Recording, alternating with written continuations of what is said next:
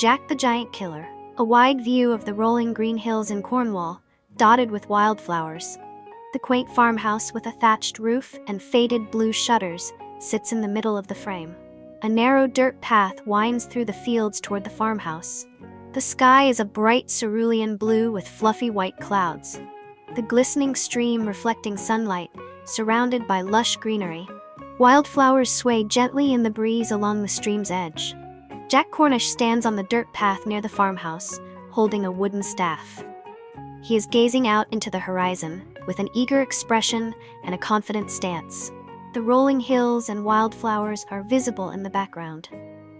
Jack Cornish's face showing his bright blue eyes and a determined expression. His tousled brown hair moves slightly in the breeze. The farmhouse door slightly ajar, with sunlight streaming through. A wooden bucket and a pair of muddy boots are visible near the entrance. A view of the dirt path leading away from the farmhouse. The path curves toward the distant hills, lined with patches of wildflowers. Jack Cornish bends down to pick up a small wildflower from the path. His wooden staff is propped beside him, leaning on his shoulder. Jack Cornish's hand holding the wildflower he just picked. The flower's delicate petals stand out against his rough, calloused fingers. A group of birds takes flight from a nearby tree, their wings catching the sunlight. The bright blue sky is visible behind them. Jack Cornish starts walking down the dirt path, his wooden staff in hand, with a determined look on his face. The hills and farmhouse are visible in the background. The glistening stream running parallel to the dirt path, with ripples forming as a gentle breeze passes through. Jack Cornish pauses to look at the stream, standing still with his staff rested on the ground. His gaze is focused on the flowing water. First-person POV looking down at Jack Cornish's boots, standing near the edge of the stream. Pebbles and grass are visible, with water flowing in the foreground. Jack Cornish turns away from the stream and resumes walking down the dirt path. His stride is confident, and the hills stretch out before him. St. Michael's Mount rises majestically from the sea, with its medieval castle standing atop. Mist swirls around the rocky island, and the overcast skies add an eerie tone. The village below the mount is visible, with thatched roof cottages scattered around. Villagers are seen huddled together in small groups, looking up with expressions of fear. Cormoran is seen descending from the rocky cliffs of St. Michael's Mount, his massive frame looming against the misty background. His wild, unkempt hair blows in the wind. The feet of Cormoran crush the rocky path as he strides down the mount, the ground cracking beneath his weight. From the POV of a frightened villager, Cormoran's towering figure blocks out part of the overcast sky as he approaches, his rough greenish skin resembling moss. Villagers, including elderly men and children, cower behind a wooden fence. Their faces are pale with terror, some holding on to each other for comfort. Cormoran's massive hand reaches down to grab a bellowing cow. His fingers, rough and vine-covered, wrap around the animal easily. The villager's perspective from behind the fence shows Cormoran walking away with the cow in one hand, heading toward the sea.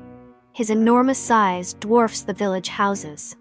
Cormoran's face fills the frame, his deep-set eyes glaring fiercely, his beard of tangled vines swaying with his movements. A lone child peeks out from behind a cottage door, eyes wide with fear, as they watch Cormoran in the distance. Cormoran's massive figure is reflected in a puddle on the rocky path as he strides toward the sea, emphasizing his size and the eerie atmosphere. Cormoran, now at the shore, steps into the water, causing massive waves to ripple outward. The village and St. Michael's Mount are visible in the background. The villagers are shown kneeling in a small group near a stone church, their hands clasped together as they pray for safety. Cormoran is seen from behind as he wades deeper into the sea, the cow still in his hand, heading toward a distant outcrop of rocks.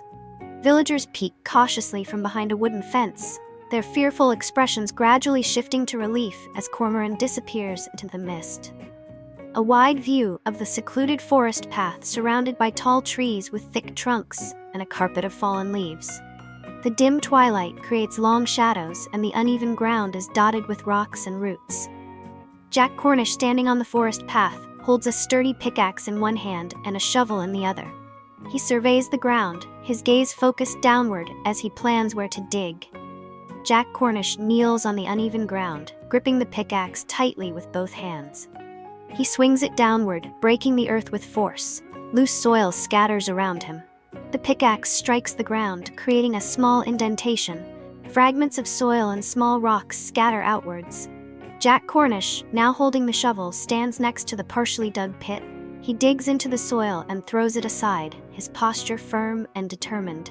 The shovel's blade as it slices into the soil, lifting a clump of dirt with roots tangled in it. The deep pit, partially completed, with uneven edges.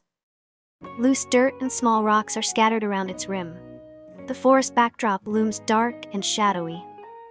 Jack Cornish kneels by the edge of the pit, arranging a layer of branches across its top. His movements are careful and precise. Jack Cornish's hands as he carefully places a branch over the pit, ensuring it lies flat and blends with the forest floor.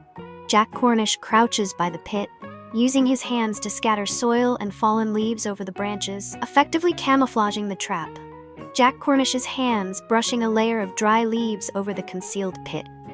The branches underneath are no longer visible. The completed trap, now fully concealed with soil and leaves. It blends seamlessly with the surrounding forest floor, appearing undisturbed.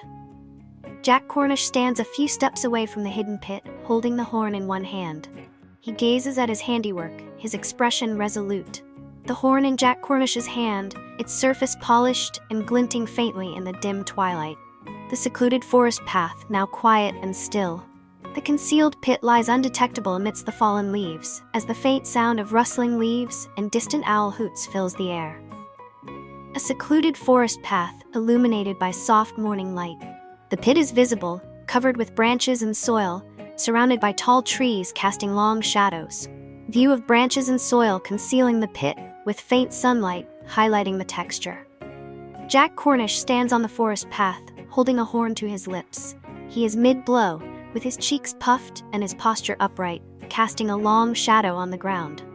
A first-person point of view from Jack Cornish, looking towards the concealed pit and the surrounding forest. The morning light filters through the trees. Cormoran's giant figure is seen in the distance, lying on the forest floor. His massive body begins to stir, his tangled vine-like beard shifting as he moves. Cormoran's wild, greenish face. His eyes snap open, and his expression contorts with rage. Cormoran rises to his feet, towering over the forest path. His massive frame casts a shadow over the concealed pit. Cormoran storms down the path, his enormous feet crushing branches and shaking the ground as he approaches the pit. A ground-level view of the forest path. Cormoran's massive feet stomp towards the concealed pit, with dust and debris flying up from each step. Cormoran steps onto the concealed pit, and the branches and soil give way beneath him. His massive body plunges downward. Cormoran falls into the pit with a thunderous crash, branches and soil scattering everywhere. Cormoran is seen from the edge of the pit, struggling to climb out. His massive hands grip the sides as he roars in frustration. Jack Cornish stands at a distance, gazing down at the pit with a determined expression. His hands rest on his hips. Cormoran's furious face and upper torso are visible in the pit, his wild hair and vine-like beard tangled with dirt and branches. Jack Cornish cautiously approaches the edge of the pit, his posture alert and ready. The soft morning light highlights his figure. A view from the bottom of the pit, looking up at Jack Cornish as he stands at the edge, silhouetted against the dawn sky. A side view of Jack Cornish standing at the edge of the pit, looking down at Cormoran with resolve. The surrounding forest frames the scene. Jack Cornish is seen from the giant's perspective in the pit, his determined expression clearly visible as he peers down. Jack Cornish's face, his bright blue eyes focused and his jaw set with determination. The village square is bustling with activity. Colorful banners hang from the cottages, and a large bonfire crackles at the center. Villagers are gathered around, cheering and clapping. Villagers of all ages, wearing vibrant clothing, are clapping and cheering, their faces beaming with joy. Some are waving small flags.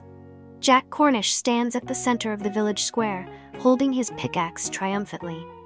He is surrounded by cheering villagers, with the bonfire crackling behind him. Jack Cornish's face, his blue eyes gleaming with pride and a small, confident smile on his lips. Sunlight highlights his tousled brown hair.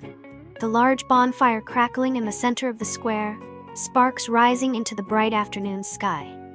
A group of children is seen laughing and dancing in a circle near the bonfire, their movements full of energy and joy. Colorful banners swaying gently in the breeze, with sunlight filtering through them. An elderly villager raises a toast with a wooden mug, his expression filled with admiration as he looks towards Jack Cornish. The wooden mug raised high, filled with frothy ale, with sunlight reflecting off its surface. Villagers surround Jack Cornish, patting him on the back and shaking his hand, their faces glowing with gratitude and admiration. A young girl hands Jack Cornish a garland of flowers, her face radiant with excitement. The garland of flowers as Jack Cornish accepts it, the vibrant blooms vivid against his calloused hands. Jack Cornish places the garland around his neck, standing tall and proud as the villagers cheer louder. The entire village square is illuminated by the bright sunlight, with the bonfire in the center and villagers celebrating in every corner. An aerial view of the village square, showcasing the vibrant banners, the bonfire, and the crowd surrounding Jack Cornish in celebration. A wide view of the dense forest with towering trees and thick underbrush. Filtered sunlight streams through the leaves, creating dappled shadows on the forest floor. A closer view of the forest floor, showing layers of fallen leaves, scattered twigs, and patches of moss. The filtered sunlight highlights the textures, showing Jack Cornish resting against a tree trunk in the forest. He sits on the ground with his back to the tree, legs stretched out, appearing weary. Jack Cornish's face is visible, his eyes half closed as he leans against the tree. His expression shows exhaustion. Jack Cornish resting against the tree. His hands rest on his knees, and his head tilts back slightly to rest on the tree trunk. Filtered sunlight shines through the leaves above, creating patterns of light and shadow on the forest floor and Jack Cornish's figure. A faint animal trail winding through the underbrush, leading deeper into the dense forest. The camera pans across the forest, showing the thick underbrush and distant movement of shadows, hinting at unseen creatures. The towering trees, their branches weaving together to form a canopy. Leaves rustle gently in the filtered sunlight. Jack Cornish adjusting his position slightly, his hand brushing against the tree bark as he shifts to get more comfortable. Jack Cornish's hand resting on the rough tree bark, his fingers tracing its grooves absent-mindedly. A distant view of Jack Cornish from behind thick underbrush, partially obscured by leaves and branches, emphasizing his vulnerability and isolation. A first-person point of view from within the underbrush, peering out at Jack Cornish resting against the tree. Leaves and shadows frame the shot. Jack Cornish tilting his head to one side, his eyes scanning the forest surroundings with a hint of unease. A squirrel darting across the forest floor, pausing briefly before disappearing into the underbrush. The forest showing the contrast between the tranquility of the setting and the subtle tension of unseen danger. A broken branch hanging precariously from a tree, swaying slightly in the breeze. Jack Cornish leaning back against the tree, his eyes closed, as if trying to rest despite his surroundings. A wide view of the forest bathed in filtered sunlight, with distant shadows hinting at movement among the trees. The forest canopy, showing the interplay of light and leaves, with faint rustling sounds in the background. An establishing view of Blunderbor's castle, a dark and foreboding structure made of rough stone with tall, narrow windows, illuminated by dim torchlight under the night sky. A wide view of the castle's dimly lit interior, showing flickering torches casting eerie shadows on the rough stone walls, and a massive wooden table with scattered remains of a feast. Blunderbor lies sprawled on the stone floor, his massive chest rising and falling with each breath. His thick mane of dark hair and long beard are tangled, and his huge hands rest at his sides. Jack Cornish crouches next to a tall wooden shelf filled with dusty, ancient objects, holding a thick rope in his hands while glancing cautiously toward the sleeping giant. Jack Cornish's hands gripping the thick rope tightly, showing his steady determination. First-person POV looking toward the sleeping Blunderbor. The giant's massive body lies on the stone floor, partially illuminated by the flickering torchlight. A low-angle close-up of Blunderbor's face, his eyes closed, mouth slightly open, and his beard tangled. The flickering torchlight casts shadows across his broad face. Jack Cornish moves stealthily across the dimly lit room, staying close to the wall, with the rope held tightly in his hands. From the POV of Jack Cornish, looking down at Blunderbor's massive neck as he prepares to loop the thick rope around it. The thick rope being looped around Blunderbor's neck, the rough texture of the rope contrasting with the giant's gray skin. Jack Cornish crouches next to Blunderbor, carefully pulling the rope tight around the giant's neck, his face tense with concentration. Blunderbor's neck with the rope tightly secured, the flickering torchlight casting shadows on the rough texture of his skin. Jack Cornish steps back from the giant, staying low to the ground, his eyes fixed on the securely tied rope. A wide view of the dimly lit room, showing Jack Cornish retreating into the shadows, while Blunderbor remains motionless on the stone floor. A flickering torch mounted on the wall, its light casting moving shadows that enhance the eerie atmosphere. Jack Cornish's face, his bright blue eyes reflecting the torchlight as he watches the sleeping giant intently from the shadows. A final wide shot of the castle's interior, with Jack Cornish hidden in the shadows, the thick rope tied securely around Blunderbor's neck, and the torchlight flickering on the rough stone walls. The dimly lit interior of Blunderbor's castle is revealed. Stone walls are adorned with faded battle tapestries, and flickering torchlight casts moving shadows. Jack Cornish, standing in the castle's main hall, tightens a thick rope around Blunderbor's massive, lifeless form. Shadows dance across the stone floor. Close view of Jack Cornish's hands gripping the rope, the coarse fibers taut and secure against Blunderbor's gray, muscular arm. Enderbor's lifeless face, eyes closed, with flickering torchlight casting shadows over his features. Jack Cornish, standing over Blunderbor's body, gazes around the hall with a determined expression. The torchlight flickers against the walls, the dimly lit corridor leading deeper into the castle, with faded tapestries and cobwebs visible. Shadows shift with the flickering torchlight. Jack Cornish walks cautiously down the corridor, his posture alert. His hand rests on the hilt of his sword at his side. Jack Cornish peers into a small chamber through a heavy wooden door slightly ajar, his gaze focused inside. From Jack Cornish's point of view, the three ladies are seated on the stone floor of the chamber, illuminated by faint torchlight. Their expressions are weary but hopeful. Jack Cornish steps into the chamber, his figure illuminated by the torchlight as he approaches the ladies.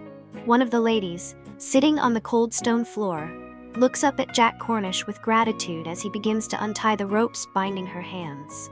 Close view of Jack Cornish's hands carefully untying the ropes from the First Lady's wrists. The rough fibers are frayed and worn. 13. The Second Lady, seated next to the first, watches Jack Cornish with a relieved expression as he works to free them. Jack Cornish unties the ropes binding the Second Lady's wrists, his focus steady as he works. The Third Lady, seated slightly apart, gazes at Jack Cornish with a soft smile of gratitude as he approaches to free her. Close view of Jack Cornish's hands untying the ropes from the Third Lady's wrists, the torchlight casting warm hues on the scene. The three ladies, now free, stand together near Jack Cornish, their postures relaxed and smiles on their faces. The dim chamber is illuminated by the flickering torchlight. Jack Cornish extends a hand to help the First Lady stand. She accepts it with a grateful smile. The chamber, now empty of captives, is dimly lit by the torchlight. The ropes lie discarded on the cold stone floor.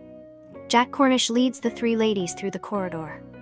The flickering torchlight casts their moving shadows against the stone walls. The grand hall of King Arthur's castle is shown in its entirety, adorned with colorful banners and shields. A long wooden table is set for a feast, surrounded by knights and nobles. Jack Cornish sits at the center of the table, looking confident and proud. He is surrounded by knights and nobles who laugh and toast to his success. Jack Cornish's face as he smiles warmly, his bright blue eyes reflecting gratitude and pride. A knight raises a golden goblet, gesturing towards Jack Cornish, as the gathered nobles cheer in agreement. The table is filled with an array of food and drink, including roasted meats, fruits, and golden goblets of wine. The atmosphere is lively and celebratory. King Arthur's son, seated next to Jack Cornish, leans toward him, speaking animatedly about their recent adventures. King Arthur's son's face as he smiles and gestures enthusiastically, reflecting admiration for Jack Cornish. A knight at the far end of the table clinks his goblet with another knight, their laughter echoing in the hall. The gathered nobles and knights, their joyful expressions and lively gestures capturing the celebratory mood.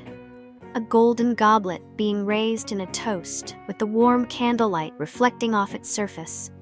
An overhead view of the feast table, showcasing the vibrant colors of the food, the golden goblets, and the animated gestures of the nobles. A knight at the table regales the group with a story, his animated gestures and wide smile drawing laughter from the others. Jack Cornish looks toward King Arthur's son, nodding and smiling as he listens attentively to the conversation.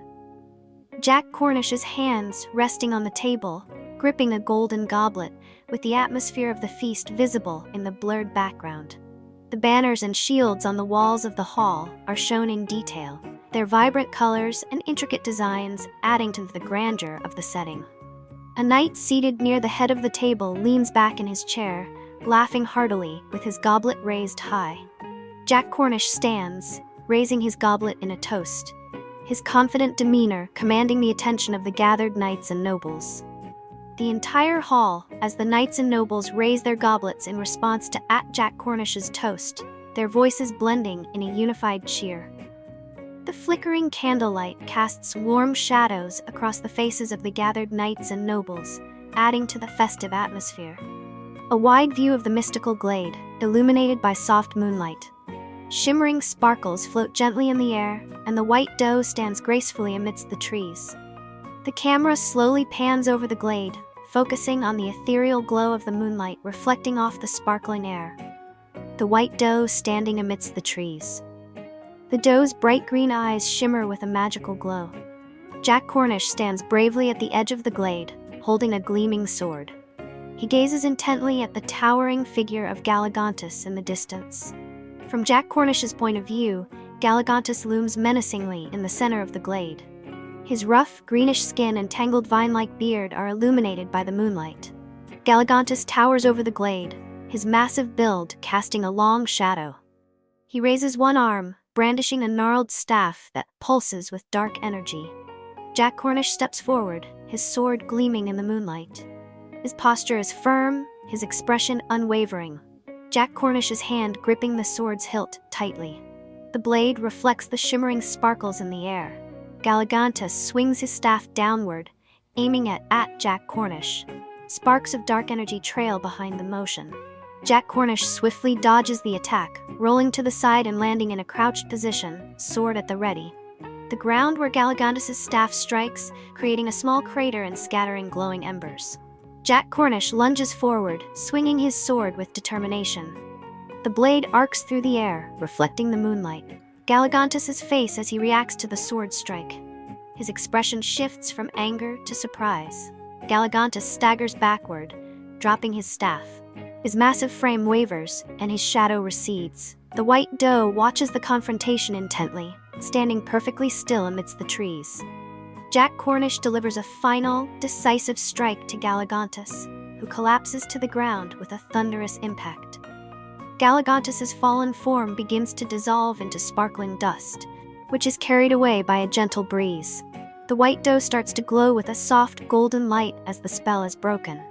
The white doe's face as the glow intensifies, gradually transforming into the Duke's daughter. The Duke's daughter stands in the glade, her flowing hair illuminated by the moonlight. She gazes thankfully at Jack Cornish. Jack Cornish stands in the glade, lowering his sword. He breathes heavily, but smiles at the Duke's daughter. The glade as the shimmering sparkles in the air intensify, creating a magical atmosphere around Jack Cornish and the Duke's daughter. Jack Cornish and the Duke's daughter clasping hands, their expressions full of relief and hope. The camera slowly pans upward, revealing the glade bathed in moonlight, with sparkles gently floating in the air. The grand throne room of King Arthur's castle, richly decorated with gold and velvet. Knights and ladies in elegant attire fill the room, celebrating.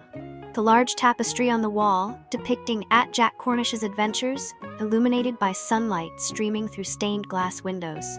King Arthur, seated on a golden throne, raises his hand to address the court. He is surrounded by knights in polished armor. Jack Cornish stands before King Arthur, dressed in ceremonial attire, his head slightly bowed in respect. First-person POV, looking up at King Arthur's extended hand, holding a golden medallion, offering it to Jack Cornish. King Arthur places the golden medallion around Jack Cornish's neck as the court applauds. Jack Cornish stands tall, his expression proud. The Duke's daughter, in an elegant gown, approaches Jack Cornish, her hands extended towards him, a warm smile on her face. Jack Cornish, Duke's daughter. Jack Cornish and the Duke's daughter hold hands, standing close together, surrounded by cheering knights and ladies. First-person POV, looking down at Jack Cornish and the Duke's daughter's clasped hands, her delicate fingers adorned with a silver ring. The stained glass windows, depicting scenes of valor and heroism, casting colorful patterns on the stone floor. The round table, adorned with a feast of fruits and roasted meats, goblets raised by knights in celebration. Jack Cornish, Duke's daughter. Jack Cornish and the Duke's daughter sit side by side at the round table, smiling as they engage with the knights around them. A knight in polished armor raises his goblet towards Jack Cornish, who nods in acknowledgement. The court musicians, dressed in vibrant attire, play stringed instruments near a corner of the throne room. The Duke's daughter leans towards Jack Cornish, whispering something into his ear, both sharing a light-hearted laugh. The golden throne, bathed in sunlight, with King Arthur seated, observing the festivities with a content expression. Jack Cornish and the Duke's daughter, hand in hand, walk towards the exit of the throne room, followed by a trail of flower petals. The crowd of knights and ladies gathered near the exit, applauding and cheering as Jack Cornish and the Duke's daughter leave. The Duke's daughter's flowing gown, trailing behind her as she walks, shimmering in the sunlight. The stained glass windows from the outside, framing the throne room in vibrant colors as the festivities continue inside. Thank you for watching, and I'll see you in the next video.